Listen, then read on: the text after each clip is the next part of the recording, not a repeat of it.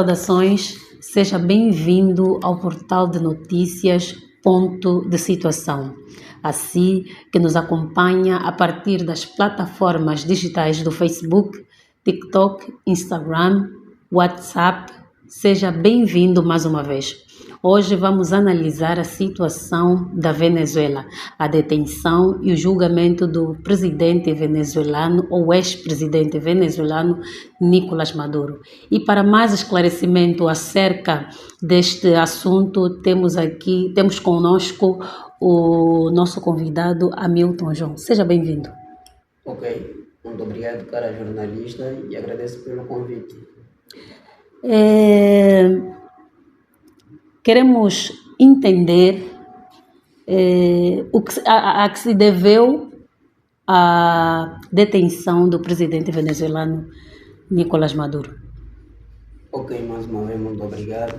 Pronto, como nota inicial, gostaria de fazer entender, não é, que a ação dos Estados Unidos na Venezuela devemos entender não como um caso isolado, mas sim na lógica da estrutura de poder.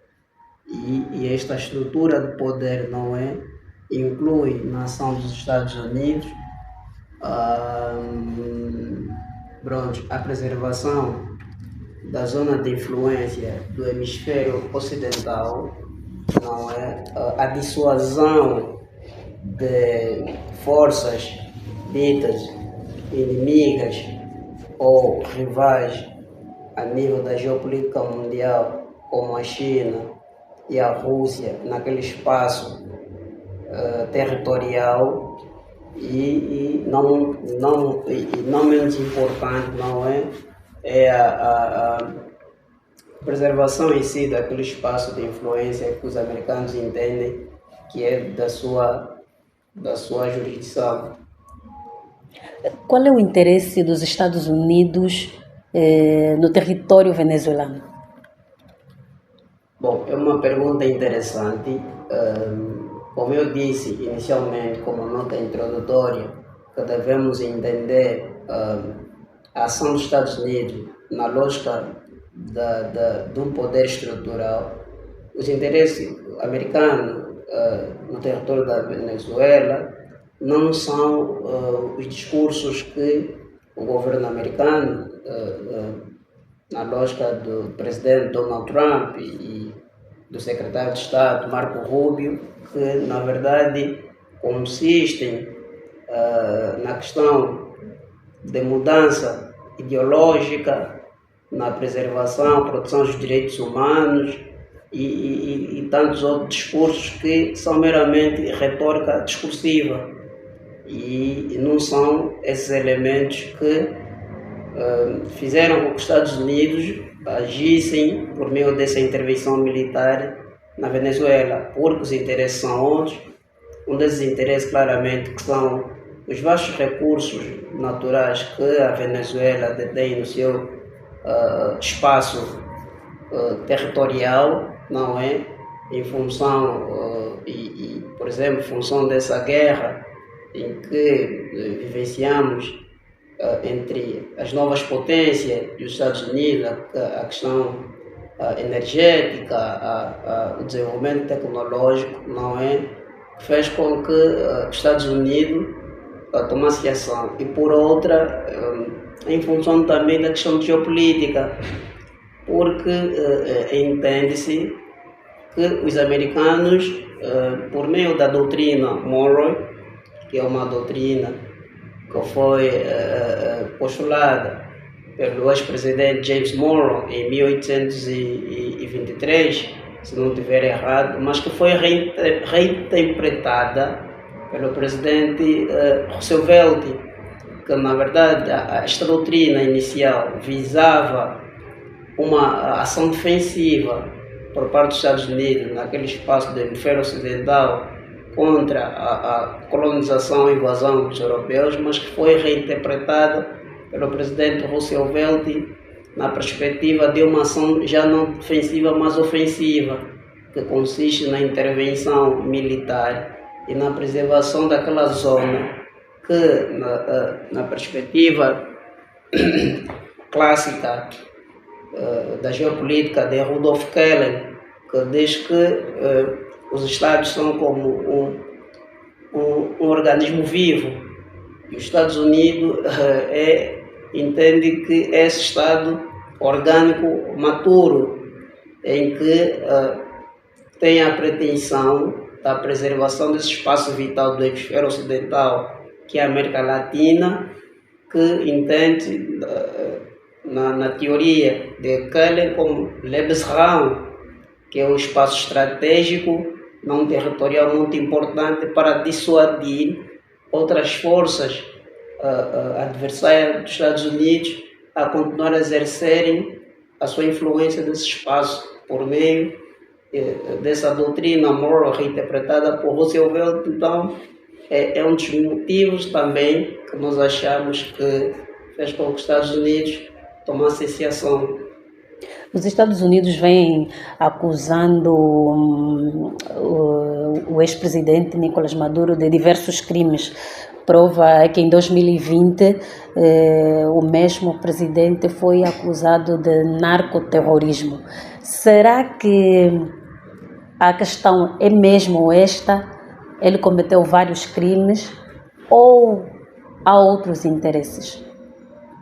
Bom, porque também nesta detenção o povo venezuelano parece que está do lado dos Estados Unidos. Bom, precisamos de compreender, obviamente, que há duas situações aqui que precisam ser entendidas.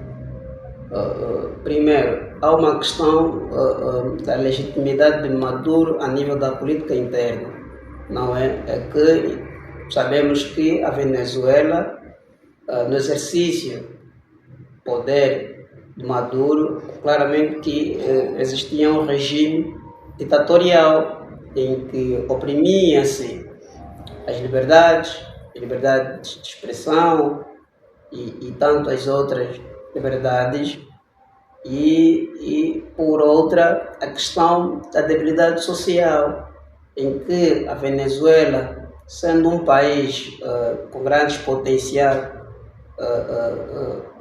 de recursos no seu solo e subsolo, mas que aquilo não consubstanciava-se ou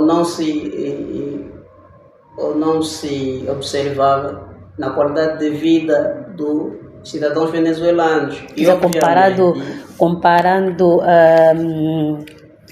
a riqueza que a Venezuela tem, a riqueza que a Venezuela tem não fazia,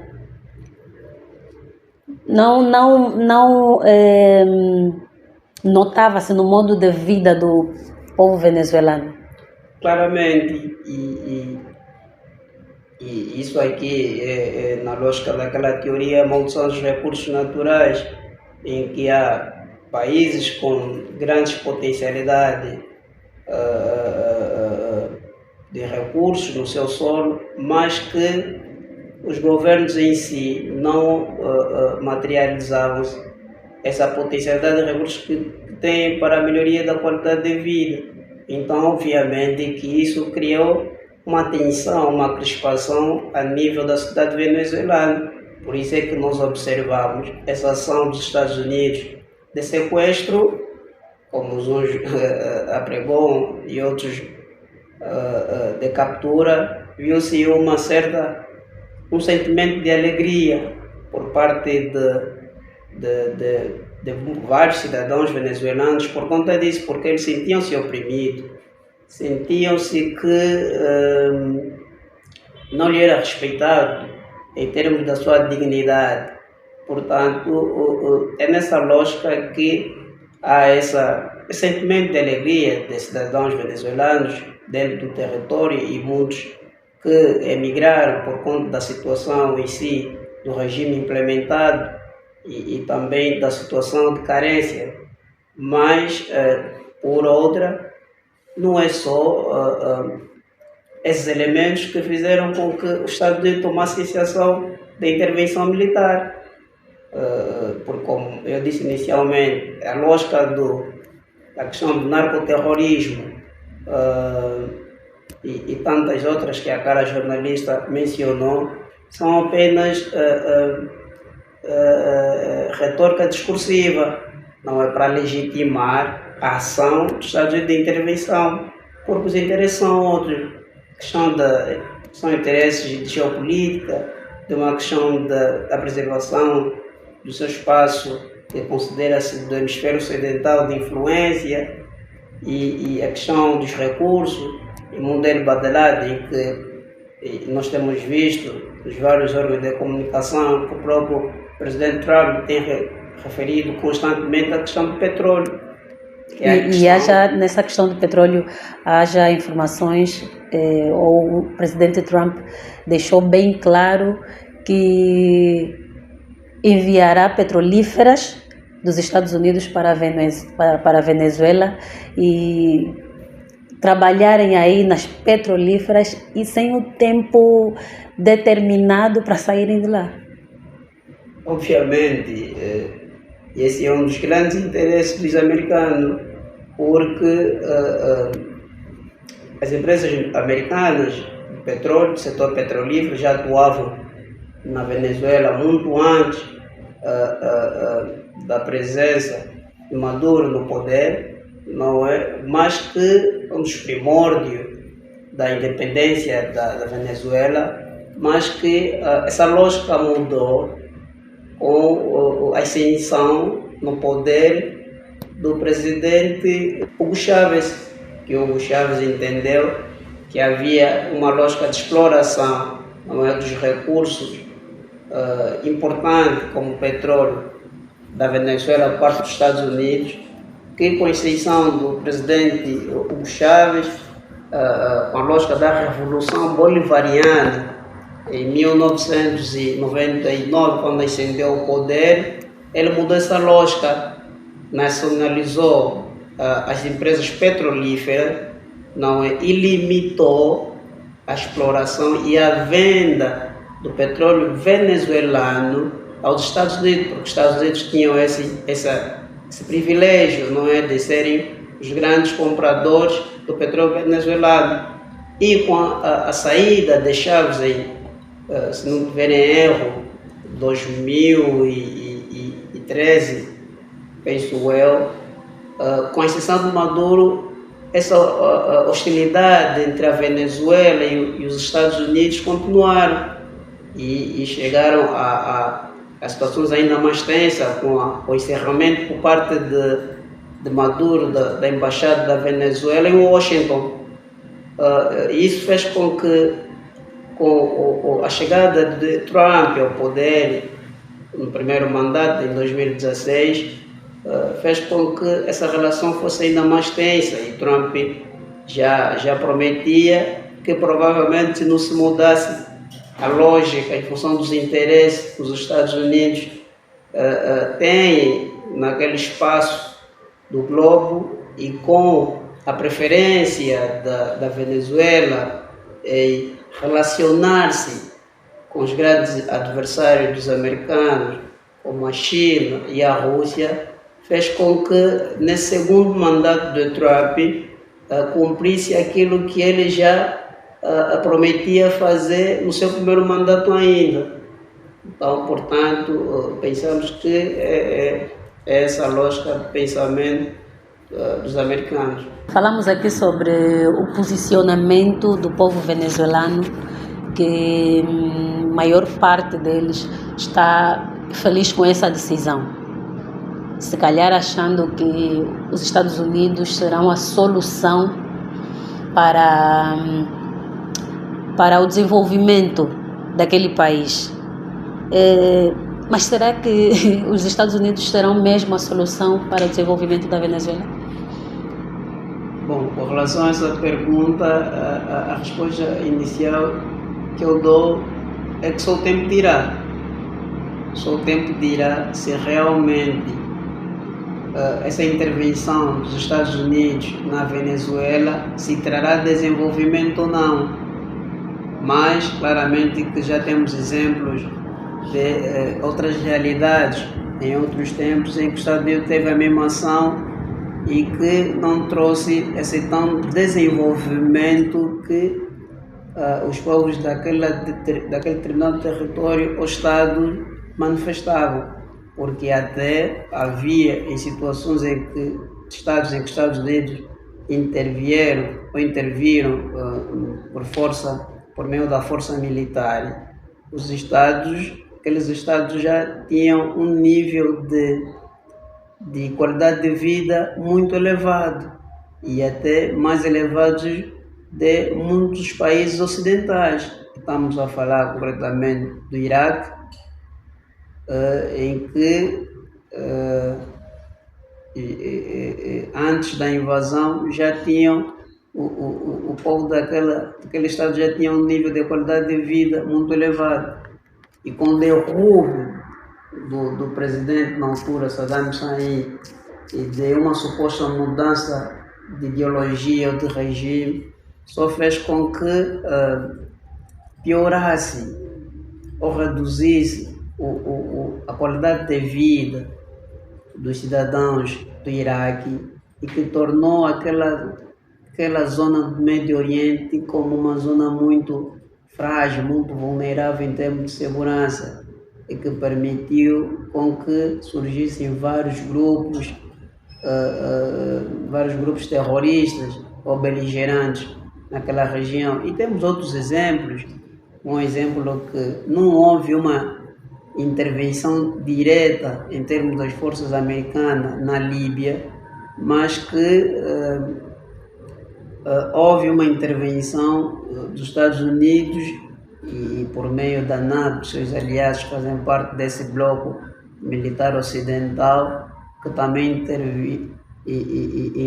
interviram na altura para derrubar o presidente na altura, Muammar Gaddafi, e a mudança de regime, alegando também questões de ditaduras e crimes contra os direitos humanos, que depois, no pós ou no day after da morte do presidente Gaddafi, não vimos uma melhoria mais significativa daquilo que a Líbia já tinha. Então, essa pergunta, digo que só o tempo dirá se realmente haverá esse tão propalado desenvolvimento na Venezuela, ou se então a Venezuela será mais um estado neocolonial dos americanos, em que os americanos vão aproveitar, ter o controle da Venezuela para a satisfação dos seus interesses nacionais. Com esses exemplos todos, então é melhor o povo venezuelano não ficar tão descansado achando que chegou a solução.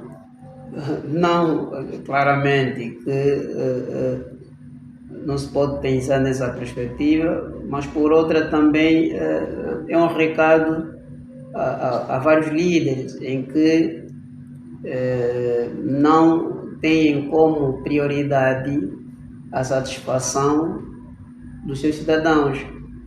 E o que é que com isso eu quero dizer? Que quando determinado líder, o governo, não põe no centro da sua governação a melhoria, o desenvolvimento do Estado, então torna-se um Estado vulnerável no sentido de não ter um apoio por meio dos seus cidadãos ou legitimidade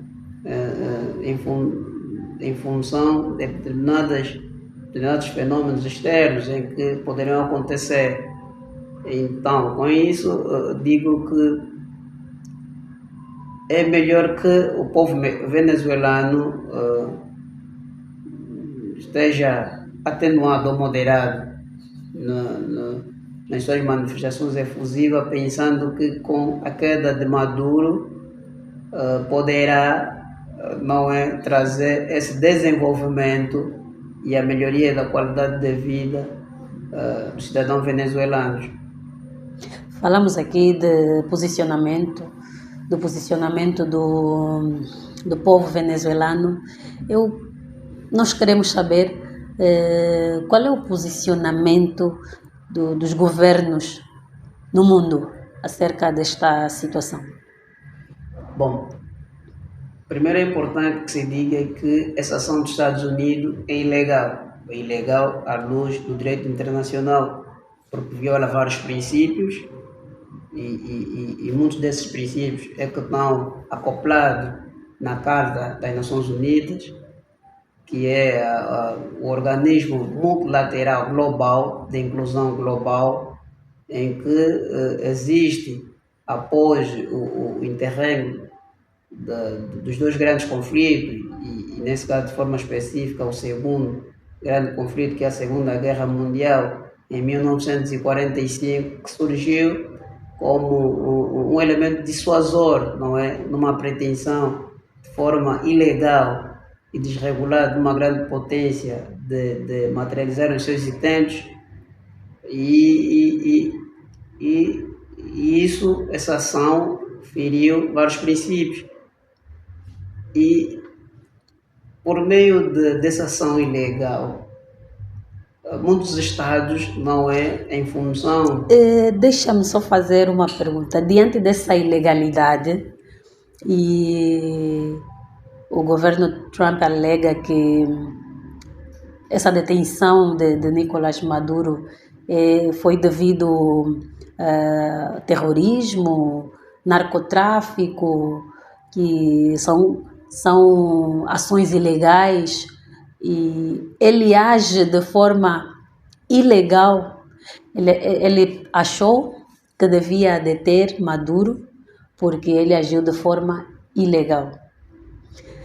Mas, ao mesmo tempo, ele prende Maduro de forma ilegal. E onde estão as organizações para cumprirem aqui o seu papel? Bom, como eu disse, a ação é ilegal porque viola vários princípios. E por mais que o governo americano alega que a sua ação foi legítima por meio desses elementos que a cara jornalista mencionou, que é a questão do narcoterrorismo e outros, não é suficiente para legitimar a nível do direito internacional essa ação dos Estados Unidos.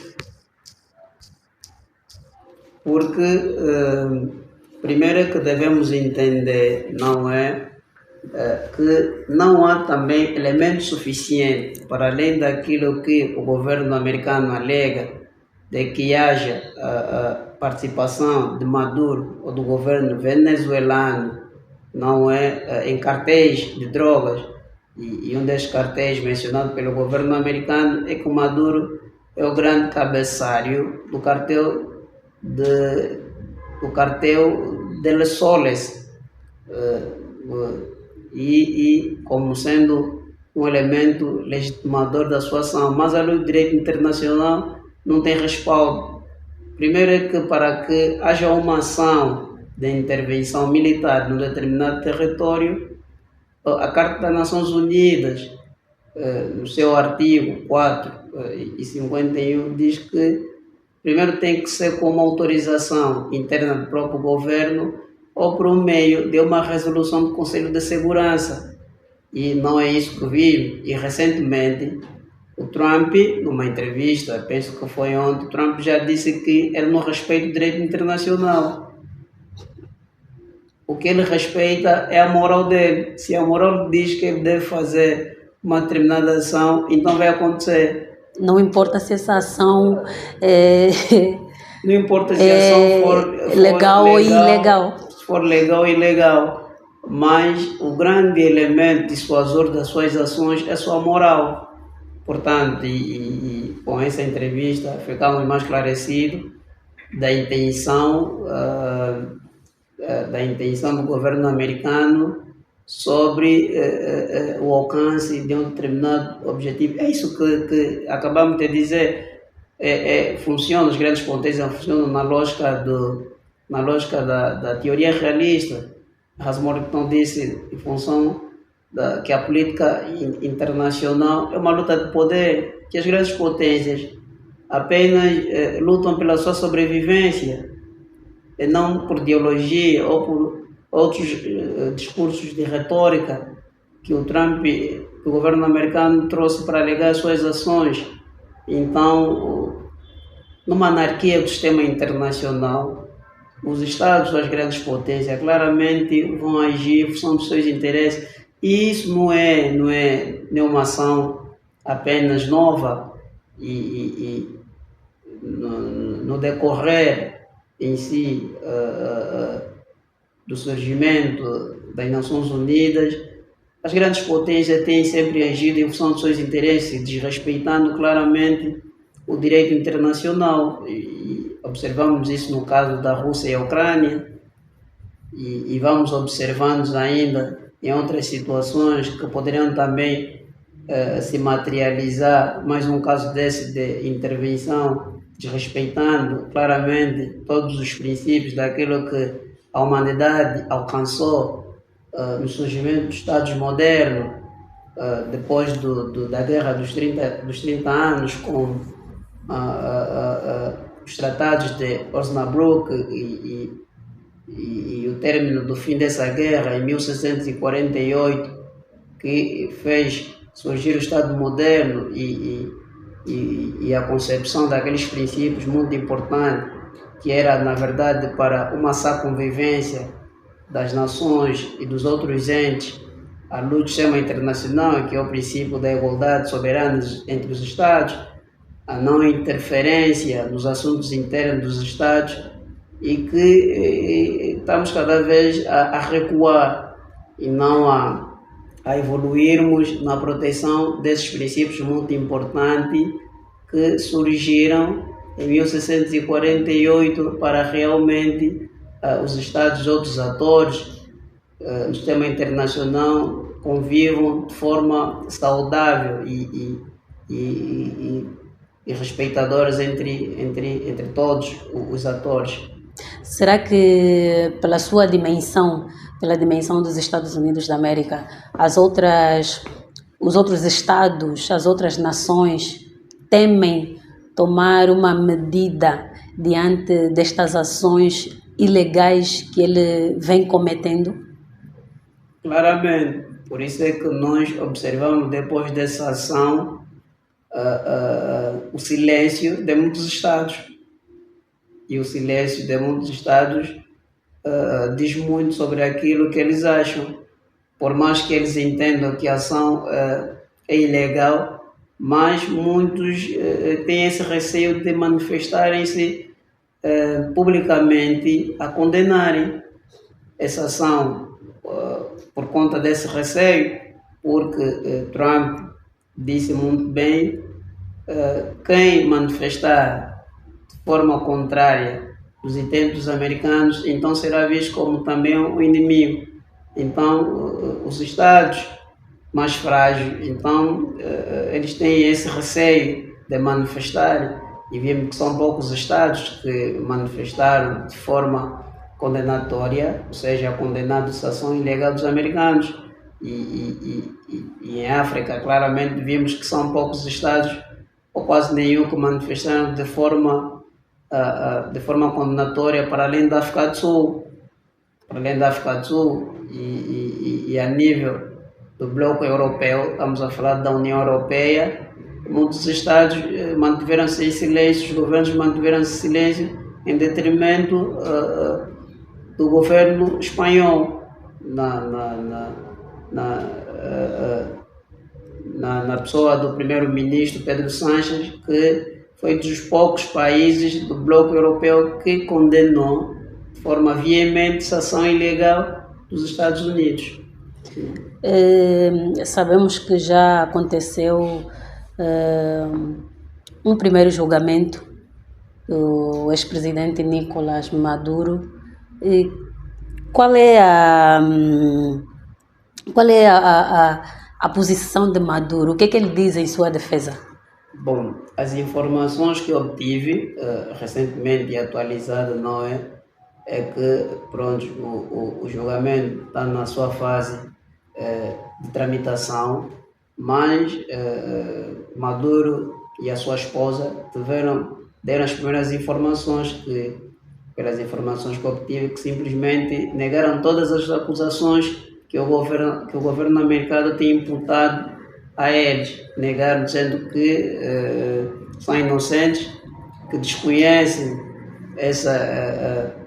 que desconhece as fundamentações do governo americano em função dos crimes que lhe são imputáveis, e vamos esperar claramente qual é o entendimento que terá a justiça americana.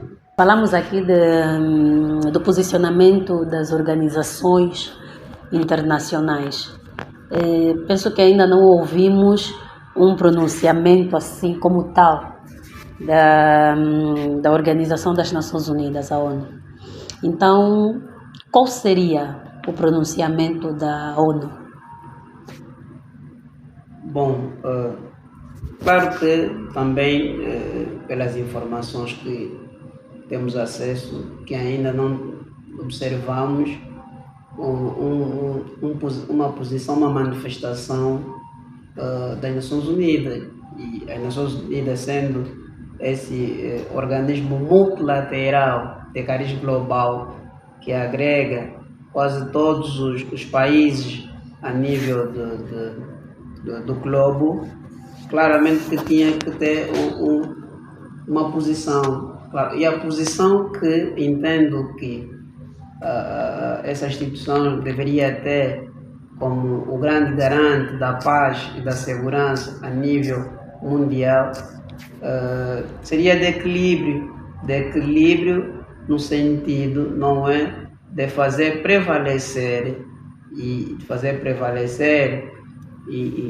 buscar assim a responsabilidade enquanto esse organismo multilateral de defesa e garante da paz e da segurança, de condenação em função do desrespeito dos vários princípios que estão acoplados na sua própria carta. E esta carta é que traz fundamentos para que haja realmente essa relação entre os Estados de forma igualitária e de cumprimentos de regras por parte dos atores do sistema internacional.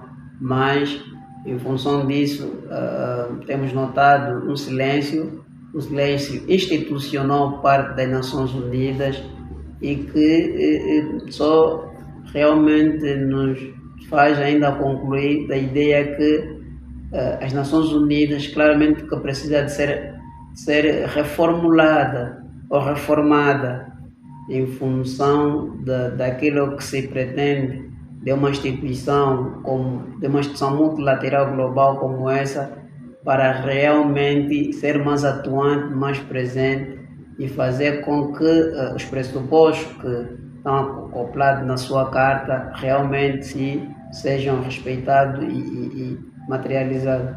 Sendo que a detenção de Nicolás Maduro ocorreu a 3 de janeiro de 2026, já não era hora da ONU se pronunciar? Claramente já, como dissemos, sendo essa organização multilateral, não é, em que tem a responsabilidade de garantir a paz e a segurança, o respeito dos povos, a igualdade soberana, a não intervenção de outros estados nos assuntos internos de um outro ator. Então já era tempo claramente de as Nações Unidas trazerem a si a responsabilidade de manifestarem-se em função dessa ação, em que não só os Estados Unidos, como uma grande potência a nível do sistema internacional, têm tido, como também em outras situações que vêm acontecendo no mundo, e que as Nações Unidas claramente preferem manter sempre um silêncio em detrimento de uma ação que realmente é de responsabilidade dessa instituição multilateral. Falando ainda de posicionamentos, de emitir opiniões, qual é o posicionamento dos aliados da Venezuela? Bom, estamos aqui a nos referir dos aliados, dos atores que fazem parte do ponto de vista da divisão geopolítica, principalmente dos BRICS ou dos países considerados países do sul global ou do leste. Bom, com relação a um desses grandes aliados, que é a China, vimos o governo chinês na pessoa do seu presidente Xi Jinping a condenar, não é, a ação ilegal dos Estados Unidos e a orientar que de forma imediata se liberte Nicolás Maduro e a sua esposa e tantos outros também a nível do globo, como vimos o governo cubano, o governo iraniano e tantos outros, muitos países que fazem parte do bloco dos BRICS, a condenar essa ação ilegal dos Estados Unidos e que realmente vamos ver depois onde é que vai originar. Assim, em forma já de terminar, em linhas gerais, o que é que gostaria de deixar, o que é que o nosso analista político gostaria de deixar como considerações finais? Bom, em tom de remate final, não é? Gostaria claramente que fosse que as Nações Unidas, enquanto esse organismo multilateral, fosse reformada no sentido de se evitar que situações como essa que estamos a vivenciar, não só com a ação dos Estados Unidos e com intentos de outras potências como a Rússia, em função da lógica da materialização dos seus interesses naturais, fossem reformados, principalmente no seu órgão mais importante, o Conselho de Segurança das Nações Unidas, que tenha essa responsabilidade, não é, por meio de uma resolução, de ditar a intervenção ou não, bloqueio ou não de uma determinada ação, que seja reformada e inclua atores de outras partes do mundo e como, por exemplo, permitir que haja um membro permanente no Conselho de Segurança de África e de outras partes do globo, para que haja maior equilíbrio e que permita que essas ações sejam cada vez mais dissuasivas. Ou então a própria instituição será desacreditada? Já está desacreditada e não é de agora, já está desacreditada porque a ONU não consegue dar respostas eficazes em meio a vários problemas e conflitos que vão surgindo em muitas partes do globo. Já está desacreditado, por isso é que esta é a minha posição e sugestão, que precisamos de forma urgente que haja essa reforma nas Nações Unidas para que seja mais atuante e claramente essa é uma sugestão que eu deixo como um remate final. Muito obrigada, Sr. Hamilton João. Obrigada por ter aceito o nosso convite e a casa estará aberta sempre que assim necessitar. Obrigado, eu é quem agradeço pelo convite e realmente estaremos aqui sempre para dar nosso contributo. Muito obrigada. Foi mais uma edição da nossa entrevista com o analista político Hamilton João. Falamos aqui sobre a situação da Venezuela, na detenção do ex-presidente venezuelano Nicolás Maduro no dia 3 de janeiro. Ficamos por aqui e para todos aqueles internautas que nos acompanharam, muito obrigada. Continuem nos seguindo através das plataformas digitais do Facebook, do Instagram, do TikTok, do WhatsApp, do LinkedIn. Até a próxima.